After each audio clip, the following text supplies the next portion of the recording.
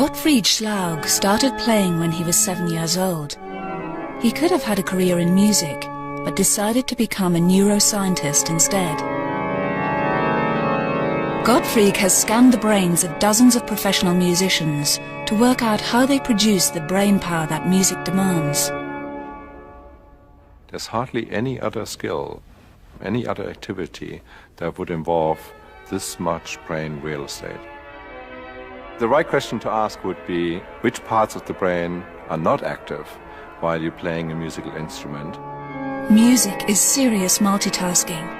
Musicians read the notes, feel the keys, move their fingers, and listen to what they're playing all at the same time.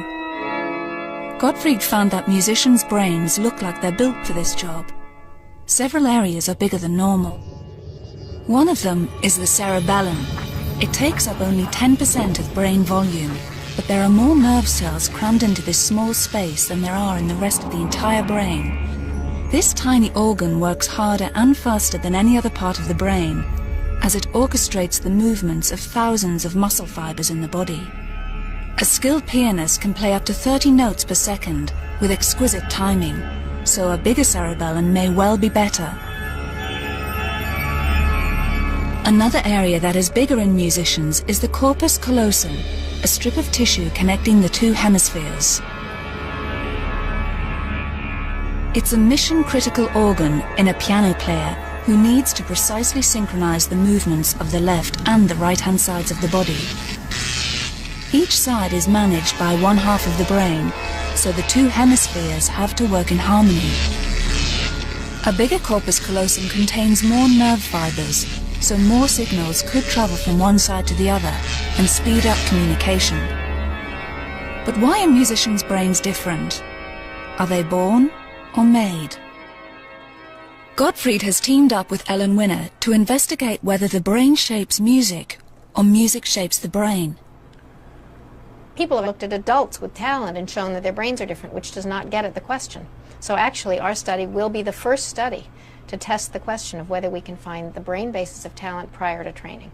Ellen and Gottfried have been tracking 50 children from the moment they started learning a musical instrument. Right on these smiley faces and make them all match. Okay, ready? 5, 4, 3, 2, 1, go! Every year they put the kids through their paces. They test their dexterity and intelligence. Red, red again. Good job. And then they scan their brains.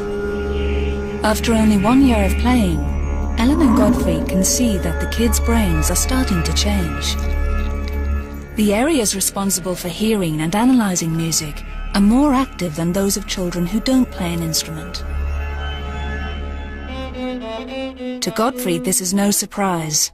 The brain has a remarkable ability to adapt, and everybody with born into the right environment, with the right nurturing, could potentially grow up to be an excellent musician.